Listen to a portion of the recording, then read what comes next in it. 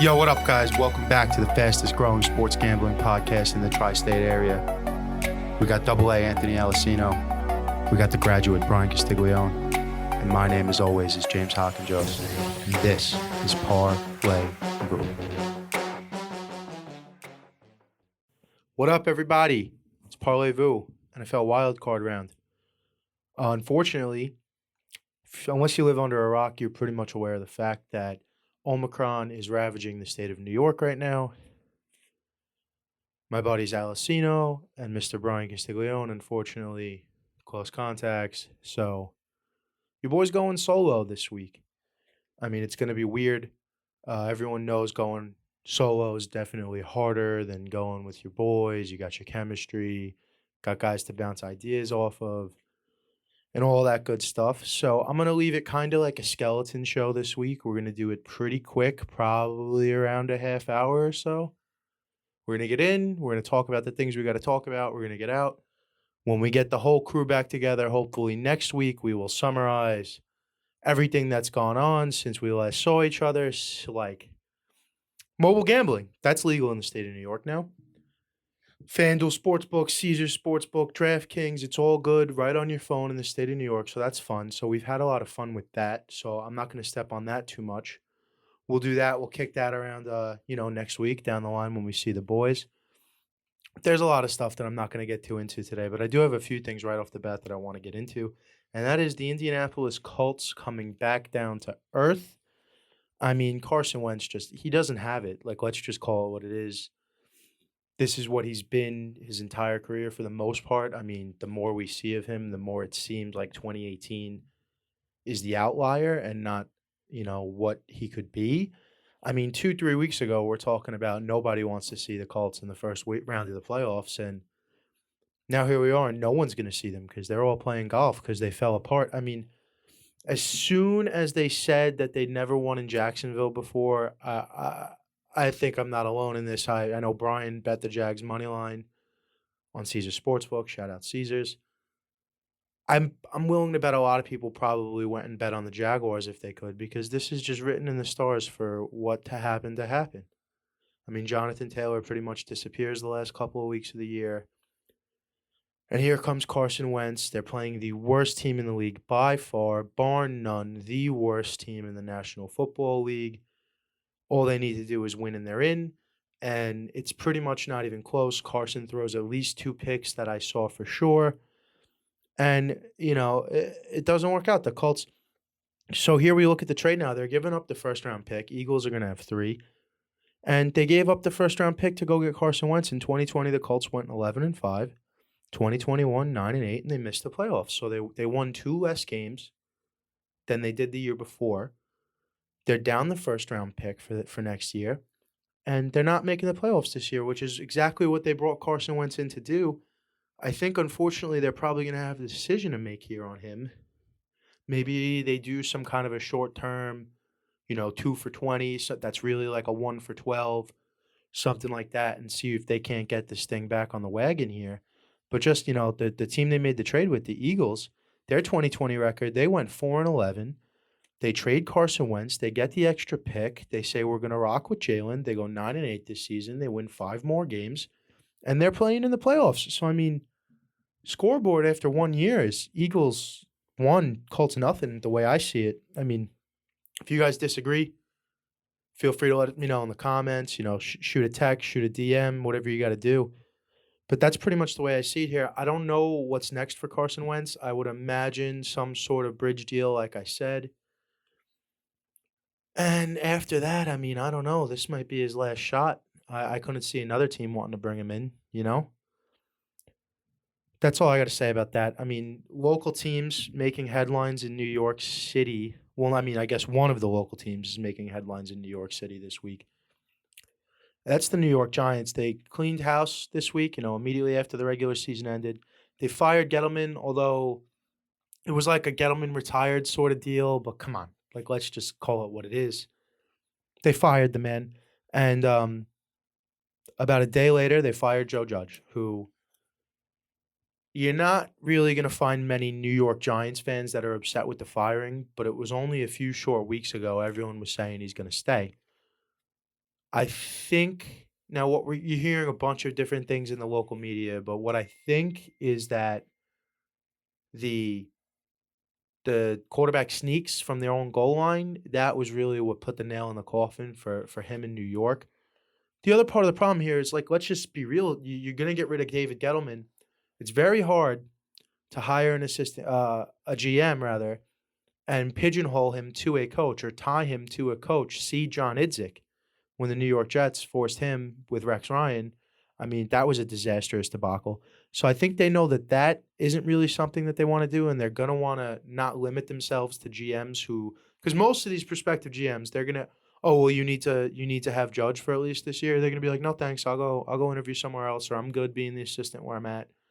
So you don't want to limit yourself that way. You want to make this franchise better. Shout out to Tish, who said at the beginning of the year, I think it was Tish, could have been John Mara, said at the beginning of the year, if this team does not seem any closer to a Super Bowl at the end of this year than it did at the end of last year, then there's going to be some changes. And they don't. If anything, you could argue that they're worse off.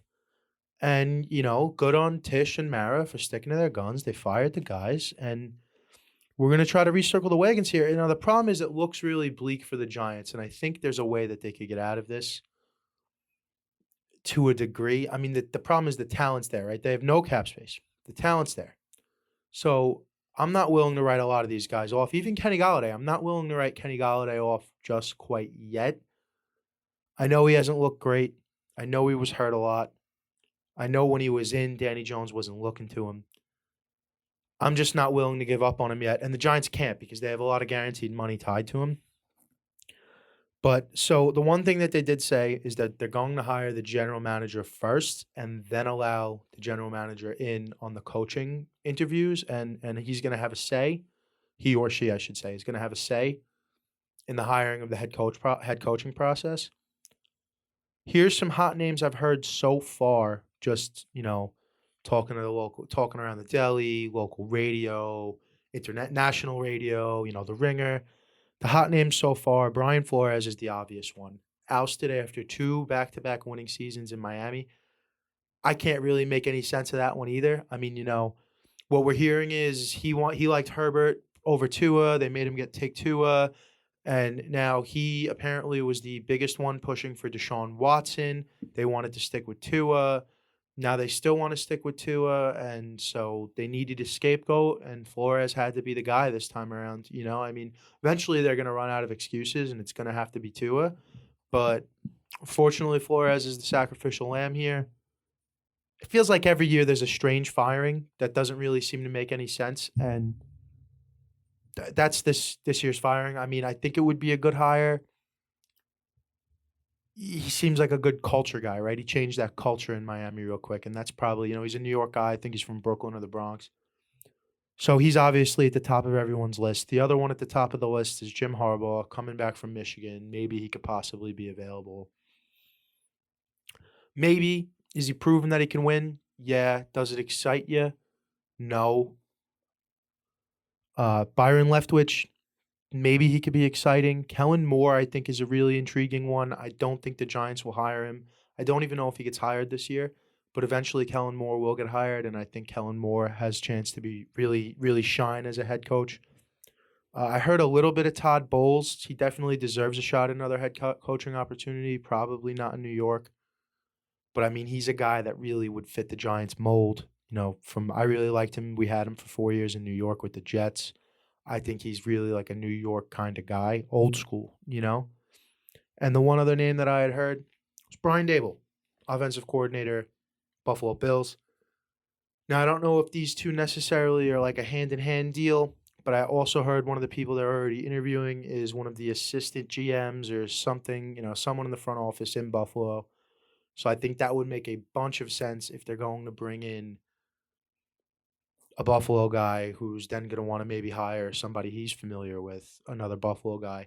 Also, Brian Daboll, he really hasn't been given enough credit for what he's done to that Buffalo Bill offense. I mean, Josh Allen has a lot to do with it, obviously, but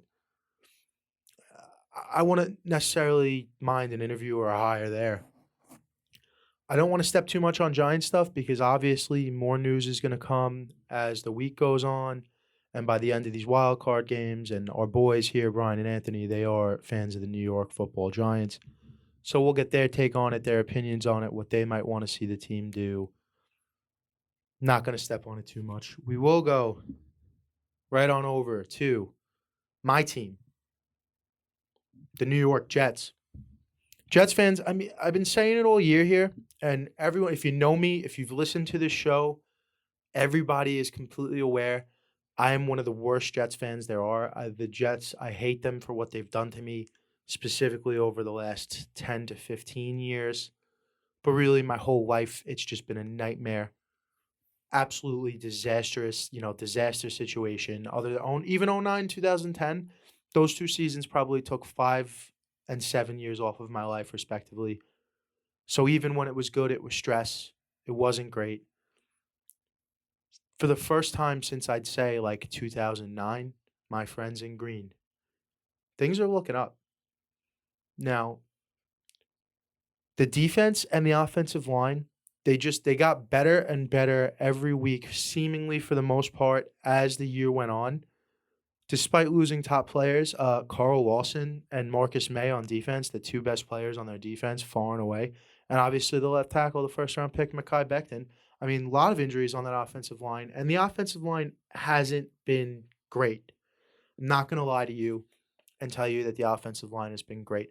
But it's been better than expected given what went on with the injury situation this year.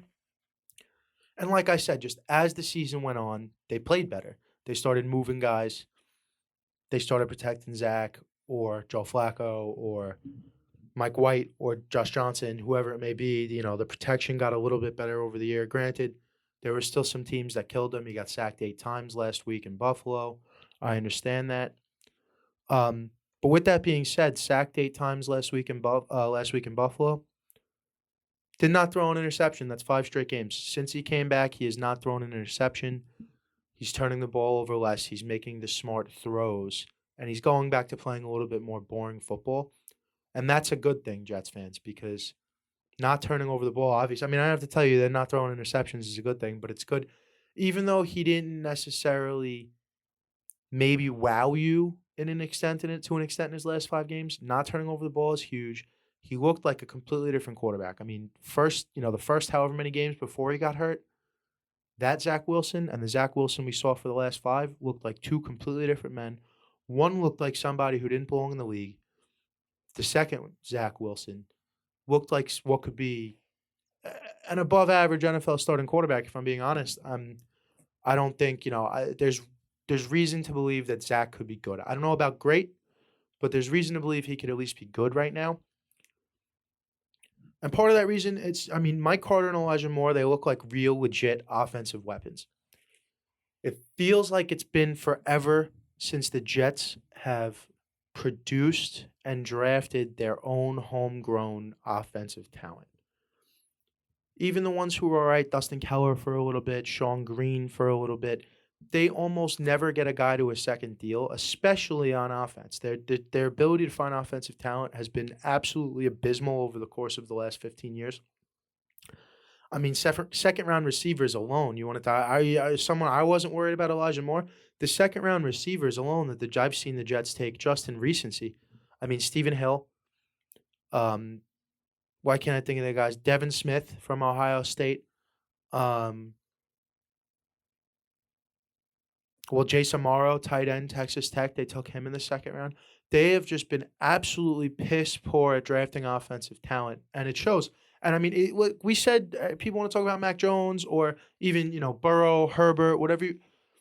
The fact of the matter is, no matter, you could put Tom Brady on this team that we started the 2020 season with, and even the 2021 season with, and they would not have found success because the rest of the team around them was largely trash. Braxton Berrios, very weird situation they're going to be in bringing him back next offseason. Do you treat him like a return man? Is he a gadget player? Do you pay him like a legitimate slot receiver? I don't know. But Michael Carter and Elijah Moore, they look like 2 offensive players the Jets really hit the nail on the head with in the draft as far as bringing in their own offensive weapons. So things are looking up if all these players that continue. Bryce Hall incredible. Brandon Echols looks very good for a 6th-round pick. The young talent on this team did what we needed them to do. They got better as the year went on. They won a few games. And then even they come in Tampa Bay. Tampa Bay was a huge game for Zach Wilson. I know they didn't win the game, but it's exactly what the Jets needed to see. They needed to see them compete against a legitimate playoff and Super Bowl contending team and almost win the game. They were in the position to win the game. Communication breakdown on defense, whatever you want to say. Oh, it's the same old Jets. Look, we didn't need them to win that game, so I take that as an absolute win because it kept them in the 4-win category and keeping them inside the top 5 of the draft while showing you something about what Zach Wilson could be and what this Jets team can be moving forward in the future. Speaking of the future, it does look bright. I mean, so we kind of didn't really touch on it. The Giants have almost no cap space, right? I mean, the problem is where's the help coming from because they don't have any money to bring any more help in. Jets, not the same deal. Current picks that they own in the 2020 draft come April. Numbers 4, 10, 35, and 38. 39, 108, and then the rest of these picks might get, they're going to get finalized after the compensatory picks, are totally figured out, but it's roughly going to be 114, 144, and 159. It's the first time the Jets have had 4 picks in the top 40, I think maybe ever. They also currently have $54.365 million in available cap space, according to Over the Cap.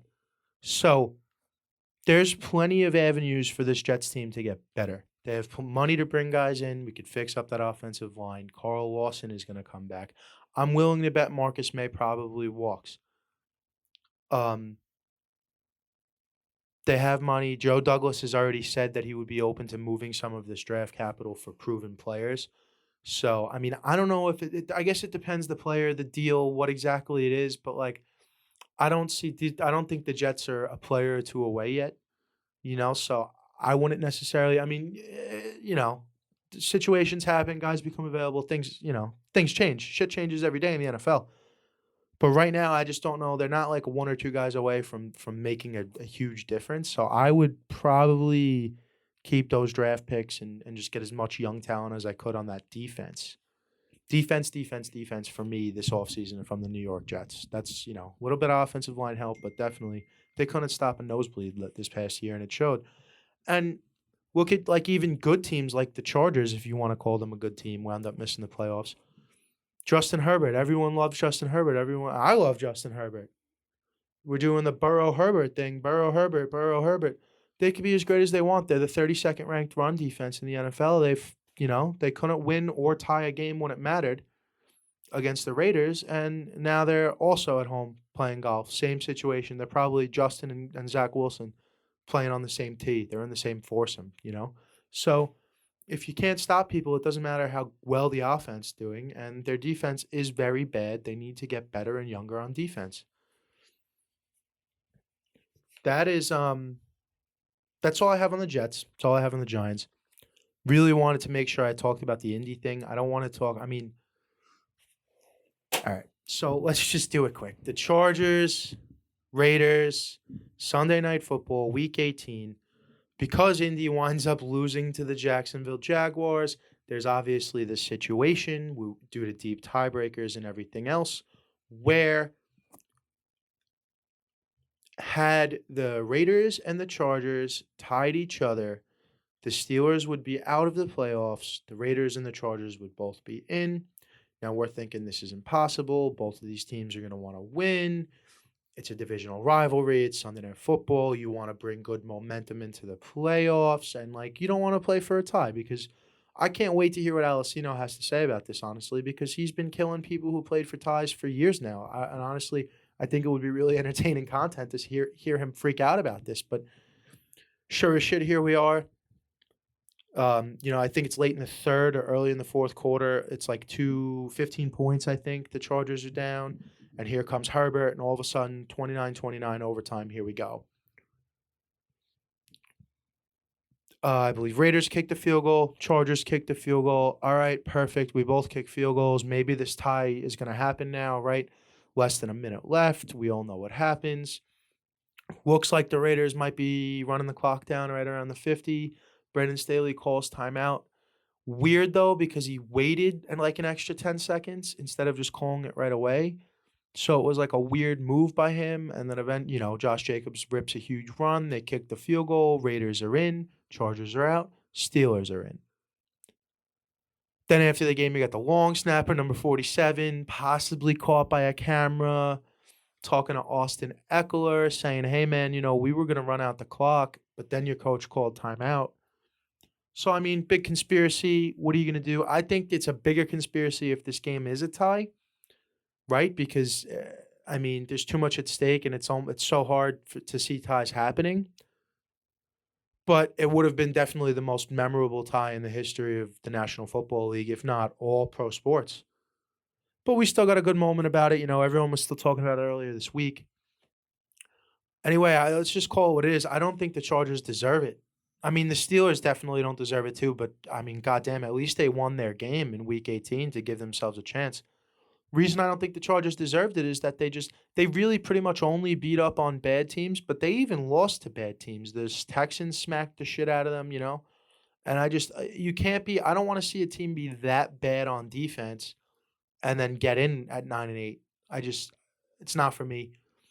Other thing, I'm not positive about this either, but I'm pretty sure if there was a tie situation, the Raiders would have gotten the 7 seed and had to go to Kansas City. So you can't blame them for not wanting to play Kansas City in the first round and going for the win. So that's what I got to say about that. Let's take a quick break. So let's be honest for a second. I'm wearing Saatchi Di Dinero. This hoodie, this has got to be the most comfortable thing that I've worn in a while.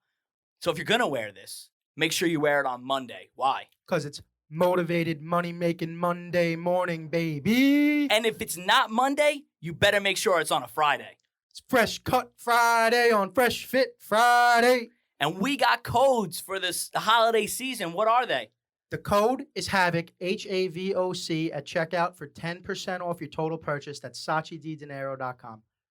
Brand new release, brand new arrivals, the new Saatchi hoodie. It's got the logo embossed on the hood. They're available in clay and gray blue. You want to go get those fast. Come on, go get it now. Saatchi Di Dinero, always authentic, never counterfeit.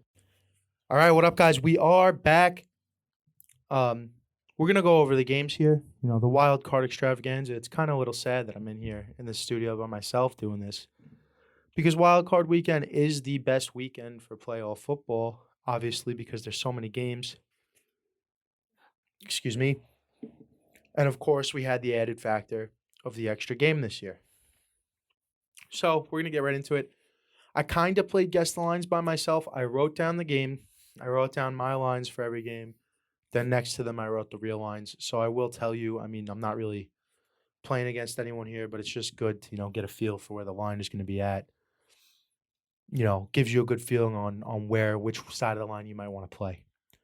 So right off the rip, we're going to go Saturday, 4:30 p.m. game. The first game is going to be the Las Vegas Raiders traveling to Cincinnati to take on the Bengal Tigers. I think Cincinnati's a better team. But like we said, every time we're ready to crown these guys, they come and they show us that maybe we're not quite ready yet. Derek Carr, they got something. This Raider team has something about them, and I'm just not quite sure what it is. I got Cincy, but I guessed Cincy minus 3.5 at home. I figured, this might be a close game right around that field goal range. Vegas disagree with me. They had Cincy minus 5.5.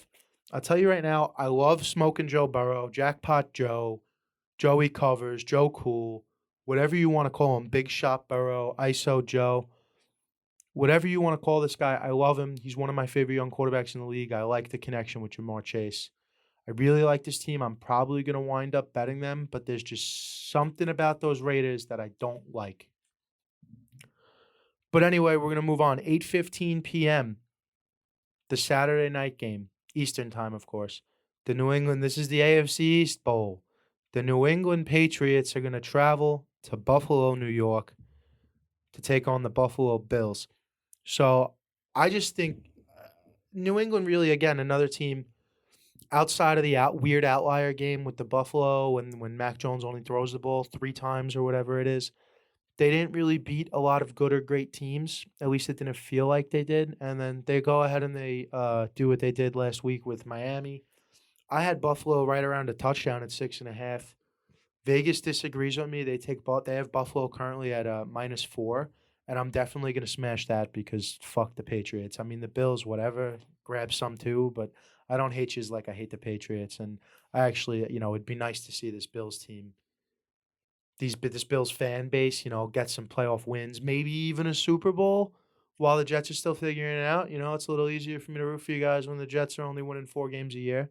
So, let's go Bills. Buffalo -4. I'll take Buffalo. Gonna roll it right into the Sunday games. Sunday, 1 o'clock p.m. Eastern Time. The Philadelphia Eagles, the Birds, are going to their final resting place in Tampa Bay, Florida, to play Tom Brady and the Buccaneers. I am so mad at myself with this one. I had Tampa Bay laying 9.5. It's Tampa Bay laying 8.5. Could have been 12.5. Go Bucs all day. I mean, one thing I learned from a very young age is you just never bet against Tom Brady. And we're going to leave it at that. I mean, I wouldn't really be too worried about the upset here. Sorry, Connor. I'm not even talking shit at this point. It's just not against Tom. Not this time. 4:30 game. Now, this is an interesting one. It's the San Francisco 49ers traveling to Dallas. I guessed it would be Dallas -5.5. Vegas disagrees with me. They got Dallas -3. And I'll tell you right now, this might be my playoff glizzy. This has got potential to be my playoff glizzy god pick of the week. I just really like San Fran. Their defense is good. They're going to be able to rattle you. And when Jimmy's right, that offense is good too. I mean, Debo can do it all. They're running all kinds of shit where honestly Jimmy doesn't even need to play that great for them to put up good offense. Debo will throw the ball. Debo will run the ball. Debo will catch the ball. George Kittle will block, pancake guys, catch touchdowns. Brandon Ayuk all of a sudden's waking up on that jet sweep they like to give him. I just think they're a really good coach team, and I'm like, we've been kind of low on Mike McCarthy all year. And Dallas is like, I'm always worried about the high-powered teams that play their best football in the middle of the schedule, Like they kind of, it's almost like they tapered off, and now we're going to try to return it back on against a team that's hungry and it just came off of a win, and that if they give us an inch, they're going to take, if we give them an inch, they're going to take a mile in the trenches. I like San Fran here. Sunday night game, 8:15. This is Pitt at Kansas City. Swear to God, I told you the way I did this, playing guest lines against myself here. I put KC -12.5. It is, at least currently right now where we sit, KC -12.5. I'll tell you where my head was at on this one. I was thinking it should be 14.5 over 2 touchdowns. I think that's really where it should be. But especially with all this action over the course of the weekend, Vegas wants you to play. You're not going to touch 14.5 because over 2 touchdowns in a playoff game, even if it is Pittsburgh, is fucking crazy, right? I mean, I thought 17 with the Jets last week was crazy in the Bills game, and it wound up being a push. But 12.5 looks a little bit more tasty to somebody than 14.5. And I think it's the right line, and I would probably take Kansas City here. Pittsburgh, I mean, Ben basically said it today that the team doesn't belong there, which is a weird thing to say. I think Ben was probably secretly praying for a time more than anybody else, but that's neither here nor there.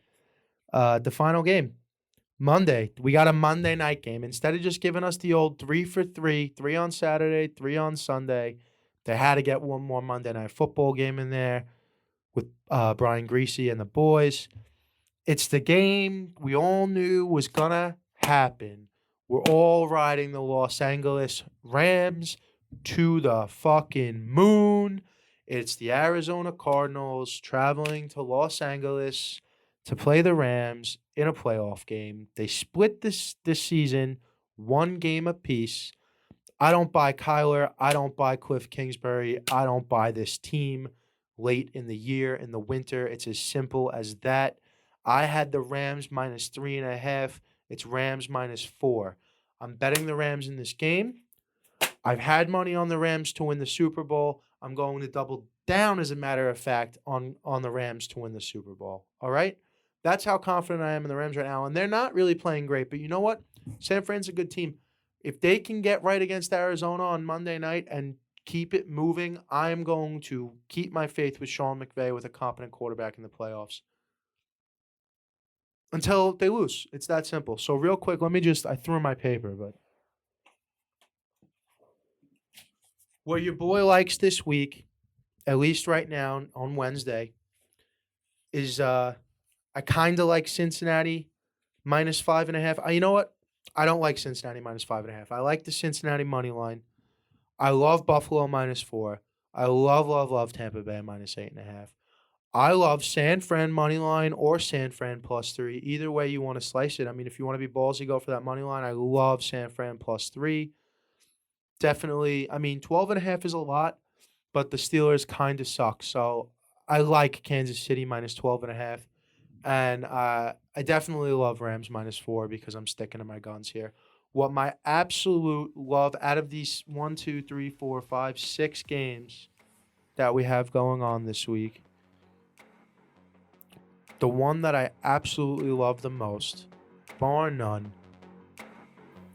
All right, it's a tie. It's Buffalo minus 4 and San Fran money line. Those are the two I love the most. So that's going to be my wild card weekend big dick swing of the week, folks. It's going to be the San Francisco 49ers minus plus 3, the Buffalo Bills minus 4. Stamp it. Send it to the bank. And obviously the Glizzy God was the San Francisco 49ers as well. So that's really pretty much going to be our show for you guys this week. I'm sorry it was a little short, although I'm looking over. Looks like I'm pushing 40, 50 minutes. I mean, I don't know. Maybe I did a good job. Maybe I didn't. Let me know what you guys think. Going solo is definitely not easy. It was the first time for me. Not obviously the ideal situation we want to be in, but the boys are, they're getting better. They're feeling better. They'll be back. They're all vaxxed up. And everyone will be back next week. So until next time, we're brought to you by House of Havoc Podcasting, Tiger Pack Productions, Stay Thirsty Company, and Sachi Di Dinero. Peace out.